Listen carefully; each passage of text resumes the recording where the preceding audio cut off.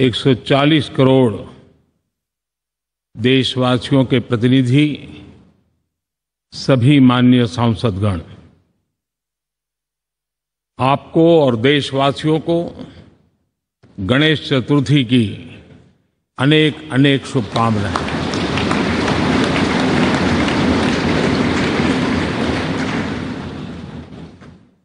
आज नए संसद भवन में हम सब मिलकर के नए भविष्य का श्री गणेश करने जा रहे हैं।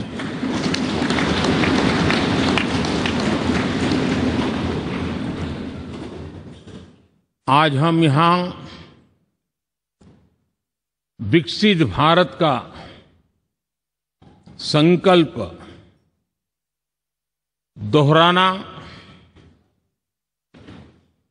फिर एक बार संकल्पबद्ध होना और उसको परिपूर्ण करने के लिए जी जान से जुटने के इरादे से नए भवन की तरफ प्रस्थान कर रहे हैं।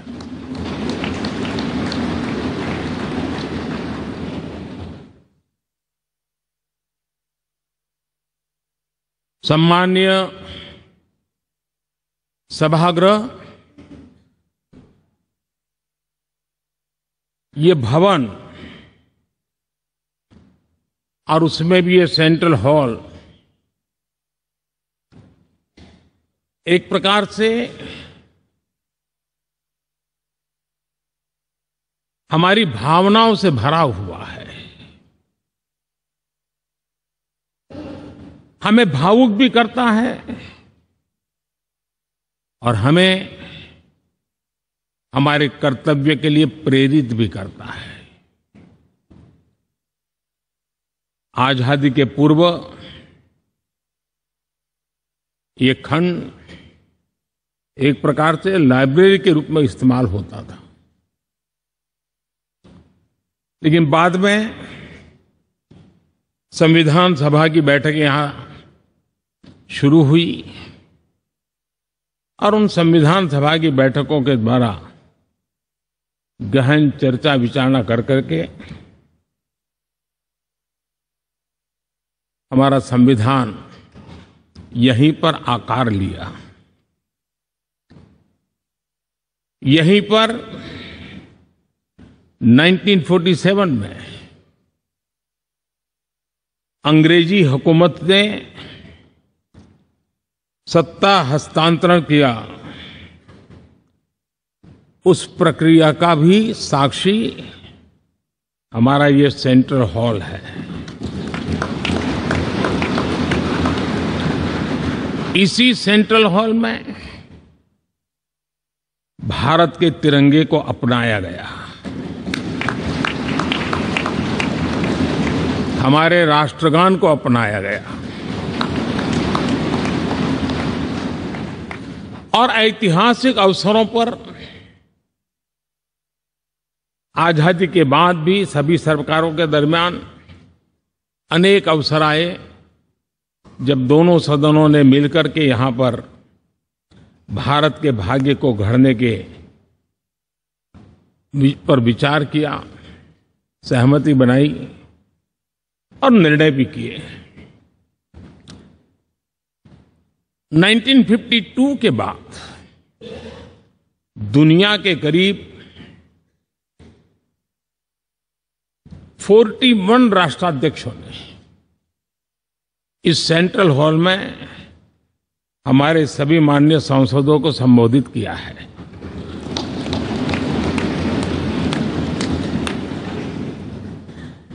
हमारे राष्ट्रपति महोदयों के द्वारा 86 बार यहां संबोधन किया गया है।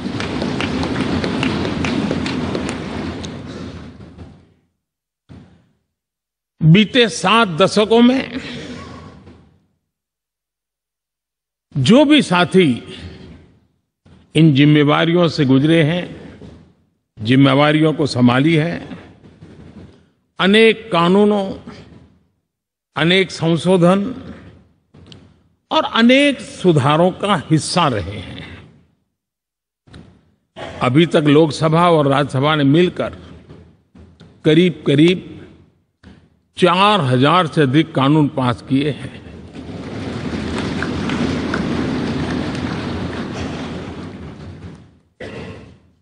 और कभी जरूरत पड़ी तो ज्वाइंट सेशन के माध्यम से भी कानून पारित करने की दिशा में रणनीति बनानी पड़ी और उसके तहत भी दहेज रोकथाम कानून हो, बैंकिंग सर्विस कमीशन बिल हो, आतंक से लड़ने के लिए कानून हो, ये संयुक्त सत्र में पास किए गए हैं, इसी गृह में पास किए गए। इसी संसद में मुस्लिम बहन बेटियों को न्याय की जो प्रतीक्षा थी, शाहबानो केस के कारण कुछ गाड़ी उल्टी पार्टी पर चढ़ गई थी। इसी सदन ने हमारी उस गलतियों को ठीक किया और 3 तलाक विरुद्ध कानून हम सब ने मिलकर के पारित किया। संसद ने बीते वर्षों में ट्रांसजेंडर को न्याय देने वाले कानूनों का भी निर्माण किया। इसके माध्यम से हम ट्रांसजेंडर के प्रति सद्भाव और सम्मान के भाव के साथ उनको नौकरी, शिक्षा, स्वास्थ्य, बाकी जो सुविधाएं हैं एक गरिमा के साथ प्राप्त कर सके, इसकी दिशा में हम आगे बढ़े। हम सभी ने मिलकर हमारे दिव्यांग जनों के लिए भी उनकी जरूरतों को देखते हुए, उनके एस्पिरेशंस को देखते हुए ऐसे कानूनों का निर्माण किया जो उनके लिए उज्जवल भविष्य की गारंटी बन रहे हैं। आर्टिकल 370 हटाने से लेकर वो विषय ऐसा रहा जो शायद ही कोई दशक ऐसा होगा कि चर्चा न हुई हो, चिंता न हुई हो और मांग न हुई हो। आक्रोश भी व्यक्त हुआ, सभागृह में भी हुआ, सभागृह के बाहर भी हुआ। लेकिन हम सबका सौभाग्य है कि हमें सदन में आर्टिकल 370 से मुक्ति पाने का, अलगाववाद, आतंकवाद के खिलाफ लड़ाई लड़ने का एक बड़ा महत्वपूर्ण कदम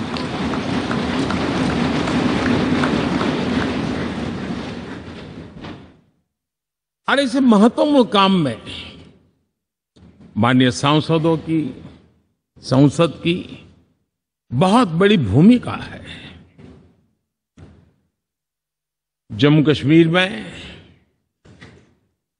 इसी सदन में निर्मित हुआ संविधान हमारे पूर्वजों ने दिया हुआ वो महामूल्य दस्तावेज जम्मू कश्मीर में लागू करते हैं तो इस मिट्टी को प्रणाम करने का मन करता है। आज जम्मू और कश्मीर शांति और विकास के रास्ते पर चलने के लिए प्रतिबद्ध हुआ है और नए उमंग, नए उत्साह, नए संकल्प के साथ जम्मू कश्मीर के लोग आगे बढ़ने का कोई मौका अब छोड़ना नहीं चाहते हैं। ये दिखाता है कि संसद के सदस्यों ने मिलकर के संसद के भवन में कितने महत्वपूर्ण काम किए हैं। माननीय सांसदगण, लाल किले से मैंने कहा था यही समय है, सही समय है।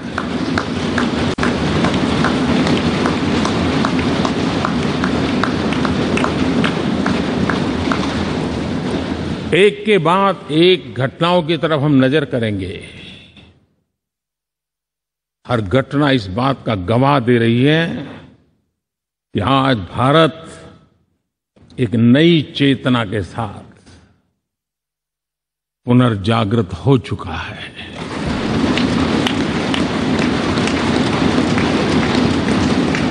भारत नई ऊर्जा से भर चुका है और यही चेतना, यही ऊर्जा इस देश के कोटि कोटि जनों के सपनों को संकल्प में परिवर्तित कर सकती है और संकल्प को परिश्रम की पराकाष्ठा कर करके सिद्धि तक पहुंचा सकती है। ये हम देख सकते हैं।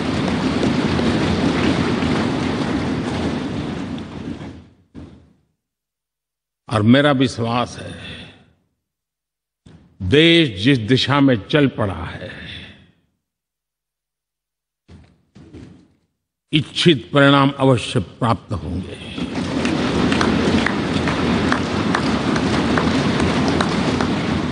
हम गति जितनी तेज करेंगे, परिणाम उतने जल्दी मिलेंगे।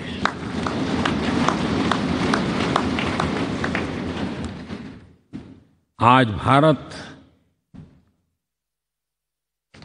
5वीं अर्थव्यवस्था पर पहुंचा है, लेकिन पहले 3 में पहुंचने के संकल्प के साथ बढ़ रहा है।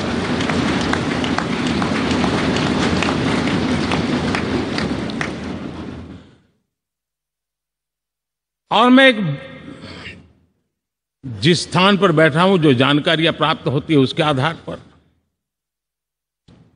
विश्व के गणमान्य लोगों से बातचीत करता हूं, उसके आधार पर मैं बड़े विश्वास से कह रहा हूं,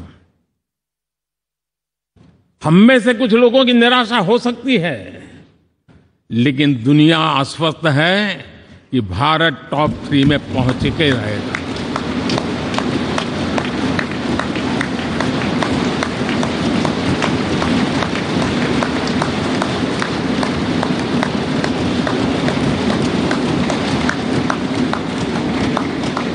भारत का बैंकिंग सेक्टर आज अपनी मजबूती के कारण से फिर एक बार दुनिया में सकारात्मक चर्चा का केंद्र बना हुआ है।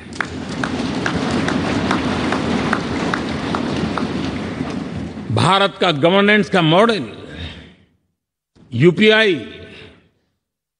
डिजिटल स्टैक,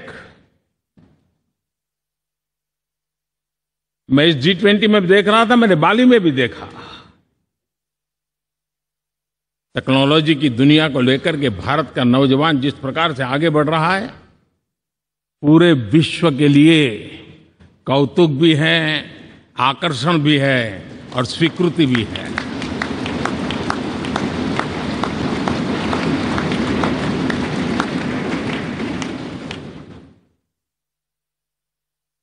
हम सब उस ऐसे कालखंड में हैं, मैं कहूंगा हम लोग एक भाग्यवान लोग हैं।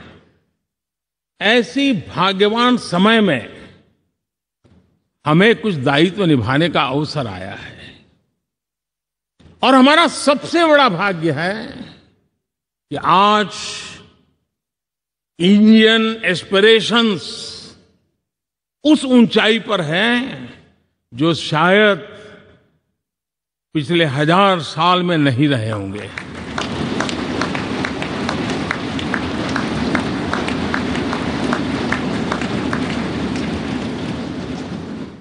गुलामी के जंजीरों ने उसके एस्पिरेशंस को दबोच के रखा था।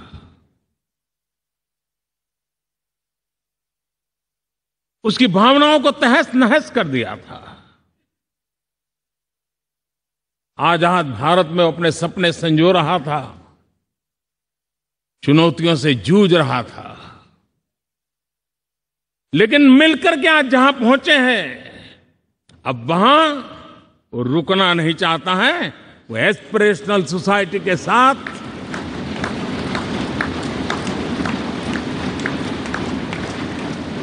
नए लक्ष्य गढ़ना चाहता है।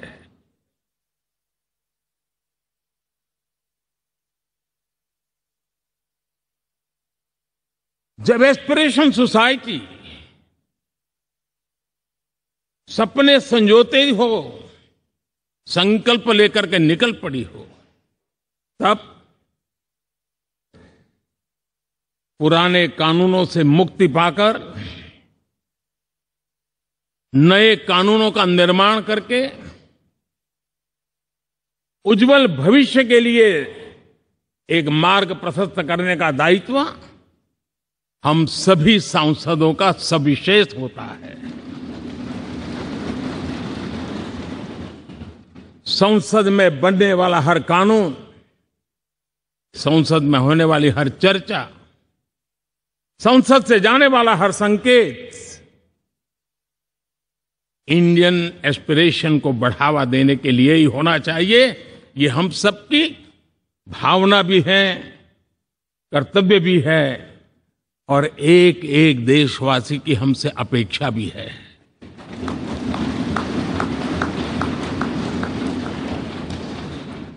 हम जो भी रिफॉर्म करें उसके मूल में इंडियन एस्पिरेशन सबसे सर्वोच्च पद पर होना चाहिए, प्राथमिकता पर होना चाहिए।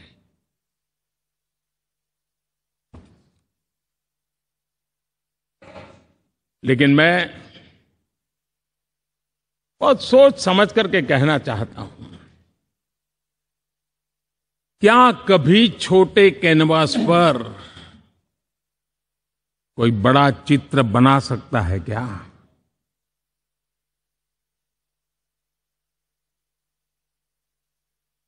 जैसे छोटे कैनवास पर बड़ा चित्र नहीं बन सकता, वैसे हम भी अगर हमारे सोचने के कैनवास को बड़ा नहीं कर सकते तो भव्य भारत का चित्र भी हम नहीं अंकित कर सकते।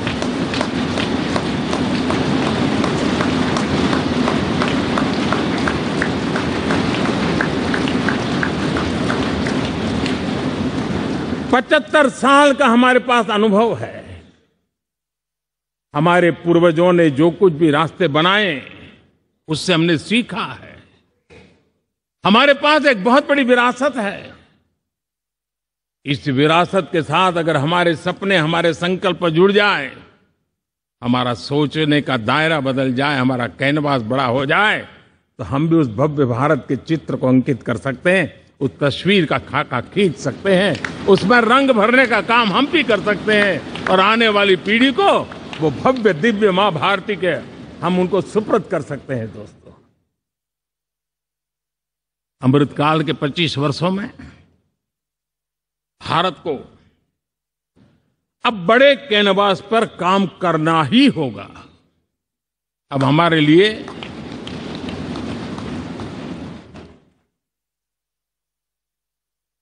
छोटी छोटी चीजों में उलझना वो वक्त चला गया है। हमें आत्मनिर्भर भारत बनाने के लक्ष्य को सबसे पहले परिपूर्ण करना चाहिए और हमसे शुरुआत होती है, हर नागरिक से शुरुआत होती है।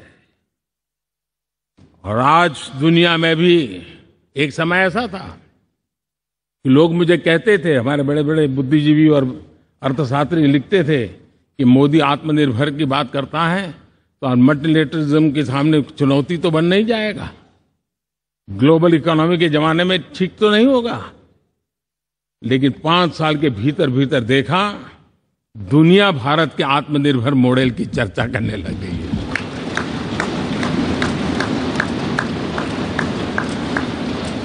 और कौन हिंदुस्तानी नहीं चाहेगा कि डिफेंस सेक्टर में आत्मनिर्भर हो, एनर्जी सेक्टर में हम आत्मनिर्भर हो, एडिबल ऑयल,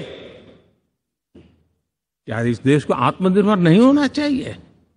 कृषि प्रधान देश हम कहते हैं, खाने का तेल क्या देश बाहर से लाएगा? बहुत समय की मांग है कि हमें आत्मनिर्भर भारत को संकल्प को पूरा करना, ये हम सबका दायित्व है। उसमें दल आड़े नहीं आते हैं, सिर्फ दिल चाहिए, देश के लिए चाहिए।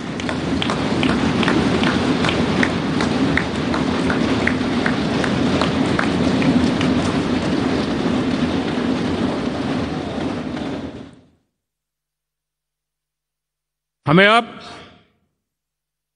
मैन्युफैक्चरिंग सेक्टर में दुनिया में सर्वश्रेष्ठ बनने की दिशा में ही कदम रखने होंगे। और मैंने एक बार लाल किले से कहा था, जीरो डिफेक्ट जीरो इफेक्ट।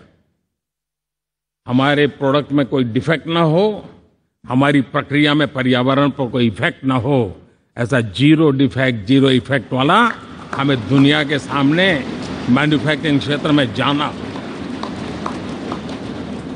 हमारे डिजाइनर,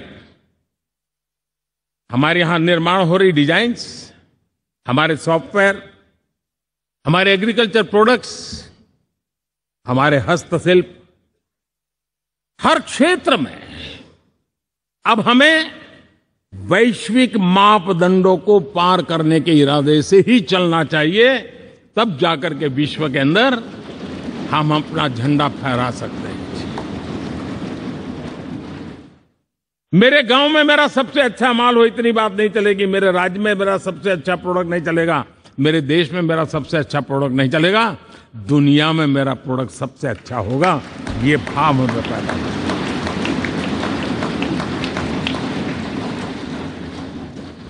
हमारी यूनिवर्सिटीज दुनिया के अंदर टॉप रैंकिंग में आए, अब इसमें हमें पीछे नहीं रहना है। हमारे शिक्षा जगत को नई नेशनल एजुकेशन पॉलिसी मिली है, एक खुलापन है, सर्वस्वीकृत बनी है, उसके सहारे अब हमें चल पड़ना है। और दुनिया के टॉप मोस्ट यूनिवर्सिटीज में अभी जब G20 में विश्व के मेहमान आए तो मैंने नालंदा की एक तस्वीर रखी थी वहां, और जब मैं दुनिया को कहता था 1500 साल पहले मेरे देश में दुनिया की उत्तम से उत्तम यूनिवर्सिटी हुआ करती थी, तो उन सुनते ही रह जाते थे। लेकिन हमें उसे प्रेरणा लेनी है, पर प्राप्त तो अभी करके रहना है, ये हमारा संकल्प होना चाहिए। आज हमारे देश का नौजवान खेल जगत के अंदर दुनिया में हमारी पहचान बना रहा है। टियर 2, टियर 3 सिटी से, गांव, गरीब परिवारों से, गांव से देश के नौजवान, देश की बेटे बेटियां आज खेलकूद के जगत जीवन में हमारा नाम रोशन कर रही है।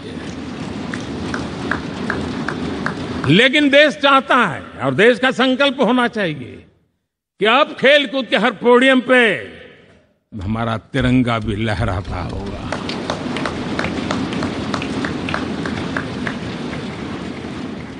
हमें अब पूरा हमारा दिमाग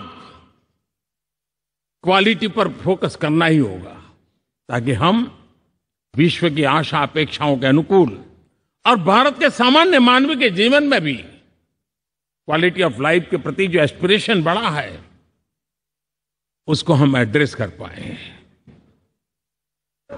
और जैसे मैंने कहा कि हम भाग्यवान हैं कि हम उस समय काम कर रहे हैं जब समाज अपने आप एक एस्पिरेशनल सोसाइटी है।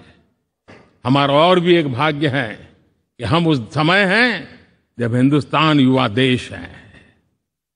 हम दुनिया में सबसे ज्यादा जन आबादी वाला तो देश बने ही हैं, लेकिन सबसे बड़ी आबादी, उसमें भी सबसे युवा, ये पहली बार हुआ है।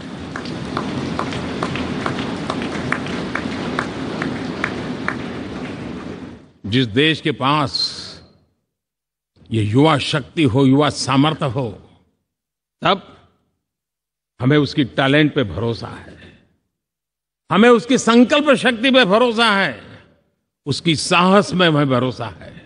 और इसलिए हम चाहते हैं कि दुनिया में भारत का युवा अग्रिम पंक्ति में नजर आना चाहिए, वो स्थिति पैदा होनी चाहिए। आज पूरी दुनिया को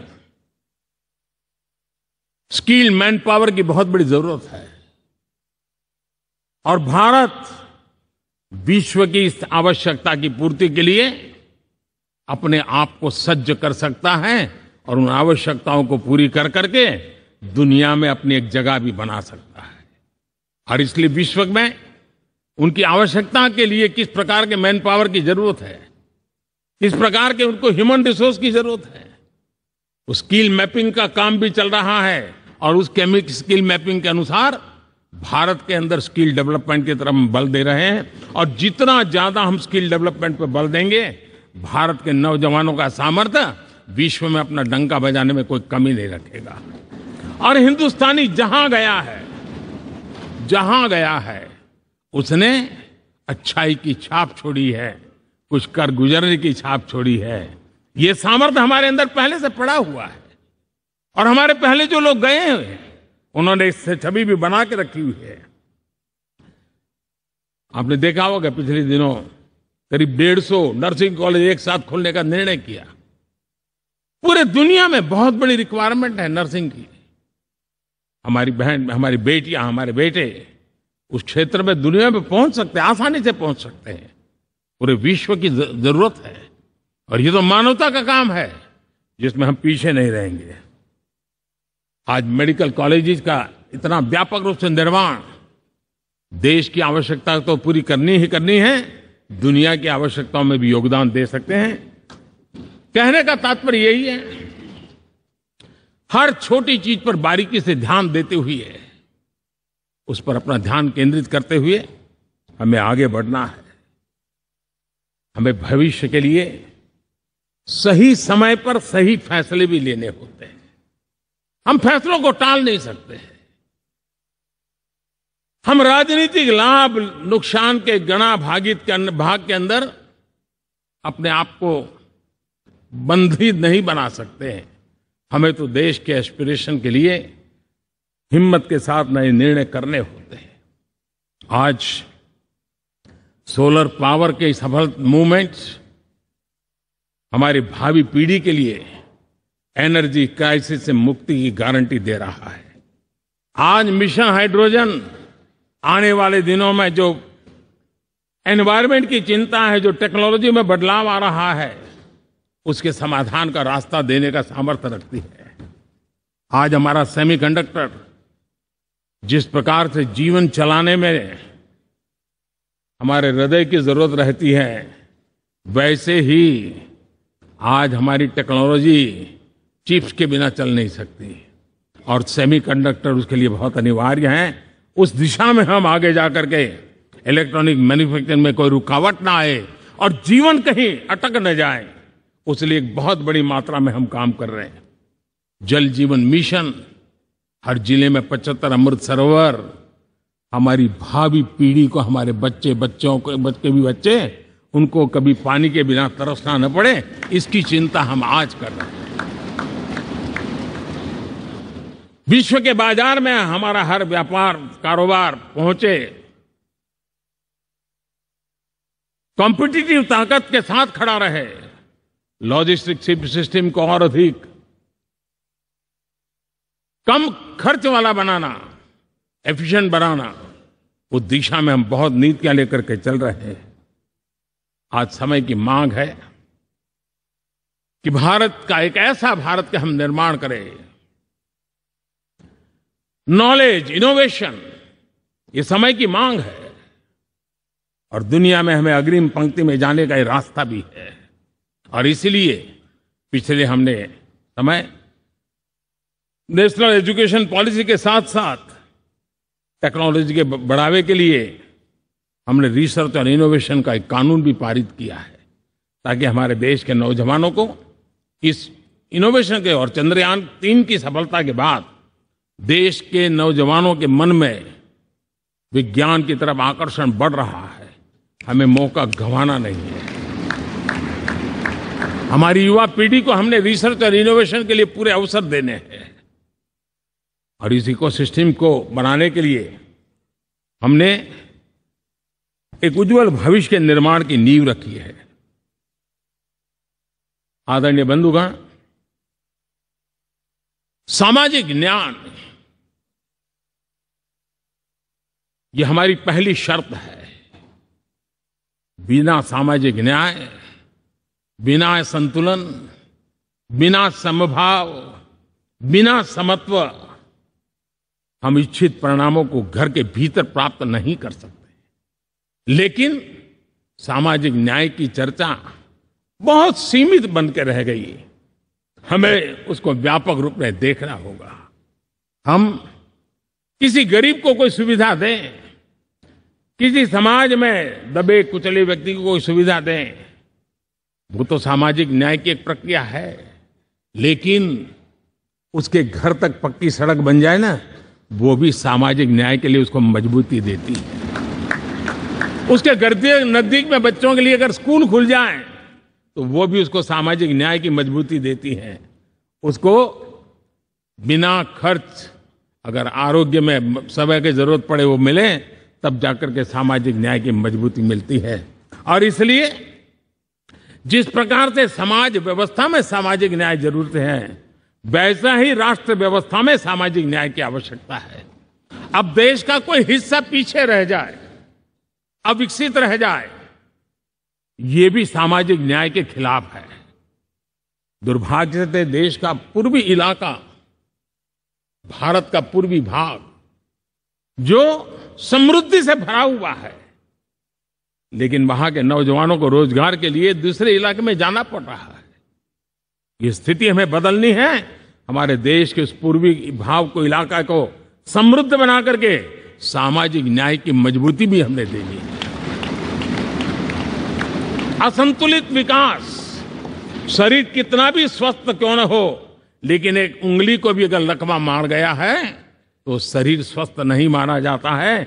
भारत कितना ही समृद्ध हो, लेकिन कोई अंग उसका दुर्बल रह जाए तो भारत समृद्धि में पीछे है, मानना पड़ेगा। और इसलिए हम सर्वांगीण विकास के पक्ष में, सामाजिक न्याय की उस ऊंचाई को प्राप्त करने के पक्ष में, दिशा में हमें आगे बढ़ना है। चाहे पूर्वी भारत हो, चाहे नॉर्थ ईस्ट हो, हमें उन चीजों को प्राप्त करना। और उसी लिए जो रणनीति कितनी सफल हुई है, 100 एस्पिरेशनल डिस्ट्रिक्ट पर विशेष काम किया, नौजवान अफसरों को लगाया गया, एक स्ट्रेटेजी बनाई गई। आज दुनिया उस मॉडल की चर्चा कर रही है। और आज 100 डिस्ट्रिक्ट, देश के कोने कोने में जो पीछे माने जाते थे, उसको बोझ मान लिया गया था। आज स्थिति ये बनी है कि वो 100 डिस्ट्रिक्ट अपने अपने राज्य में लीड कर रहे हैं, राज्य की एवरेज से भी ऊपर जा रहे हैं। और इस सफलता को देख करके, सामाजिक न्याय की इस भावना को मजबूत करते हुए 100 डिस्ट्रिक्ट में से आगे बढ़ करके अब जमीनी स्तर पर ले जाने के लिए 500 ब्लॉक तक उनको एस्पिरेशनल डिस्ट्रिक्ट ब्लॉक के नाते आइडेंटिफाई करके उसको मजबूती करने देने का काम चल रहा है। और मुझे विश्वास है ये एस्पिरेशनल ब्लॉक्स हैं, वो एक विकास का नया मॉडल बनने वाले हैं। वो एक प्रकार से देश के विकास के एक नए ऊर्जा केंद्र बनने की संभावना रखते हैं। और उस दिशा में भी हम आगे बढ़ रहे हैं। माननीय सांसदगण, आज विश्व की नजर भारत पर है। शीत युद्ध के समय हमारी पहचान कूटनिरपेक्ष देश के रूप में रही। उस समय की जो जरूरत थी, उसके जो लाभ होने थे, उस समय से हम गुजरे हैं। लेकिन अब भारत का स्थान कुछ और बना है। और इसलिए उस समय कूटनिरपेक्ष की अवस्था आवश्यक होगी। आज हम उस नीति को लेकर के चल रहे हैं, जिस नीति को अगर हमें पहचानना है तो विश्व मित्र के रूप में हम आगे बढ़ रहे हैं। हम दुनिया से मित्रता कर रहे हैं, दुनिया हमारे में मित्र खोज रही है। ये शायद विश्व में एक भारत ने और दूरी नहीं, हो सके उतनी निकटता, उस रास्ते पर चल करके भी हम अपने विश्व मित्र के रूप में भाव आज सफलतापूर्वक आगे बढ़ा रहे हैं। और मुझे लगता है कि इसका लाभ आज भारत को हो रहा है। भारत आज दुनिया के लिए एक स्टेबल सप्लाई चेन के रूप में उभर रहा है। और आज विश्व की ये जरूरत है। और उस आवश्यकता की पूर्ति करने का काम G20 में भारत ग्लोबल साउथ के आवाज बनकर के उभरा है। ये बीज G20 समिट में जो बीज बोया गया है, मेरे देशवासी आने वाले समय देखेंगे कि वो ऐसा वटवृक्ष बनने वाला है, ऐसा वटवृक्ष बनने वाला है, विश्वास का ऐसा वटवृक्ष बनने वाला है, जिसकी साया में आने वाली पीढ़ियां सदियों तक एक गर्व के साथ अपना सीना तान करके खड़ी रहेगी, ये मुझे विश्वास है।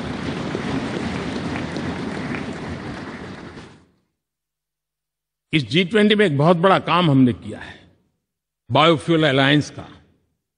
हम विश्व के नेतृत्व करते रहे, दिशा दे रहे हैं, और विश्व को बायोफ्यूल अलायंस में दुनिया के सभी देश देखते ही देखते उसकी सदस्यता ले रहे थे, और एक बहुत बड़ा आंदोलन खड़ा होने जा रहा है, और जिसका नेतृत्व ये हमारा भारत कर रहा है।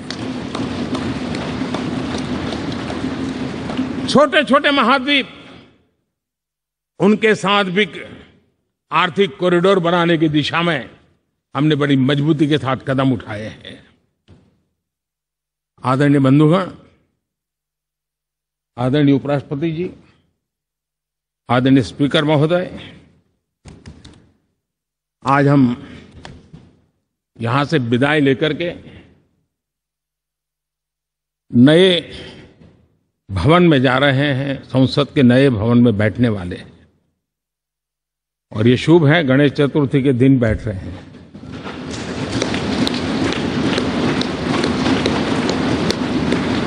लेकिन मैं एक आप दोनों महानुभावों को एक प्रार्थना कर रहा हूं, एक विचार आपके सामने रख रहा हूं। मैं आशा करता हूं कि आप दोनों मिलकर के उस विचार पर जहां भी जरूरत पड़े मंथन करके कुछ निर्णय अवश्य कीजिए। और मेरी प्रार्थना है, मेरा सुझाव है कि अब हम जब नए सदन में जा रहे हैं, तब इसकी गरिमा कभी भी कम नहीं होनी चाहिए।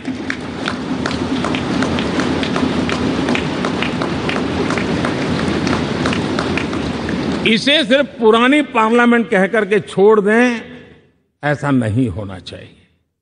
और इसलिए मेरी प्रार्थना है कि भविष्य में अगर आप सहमति दे दोनों महानुभाव, तो इसको संविधान सदन के रूप में जाना जाए।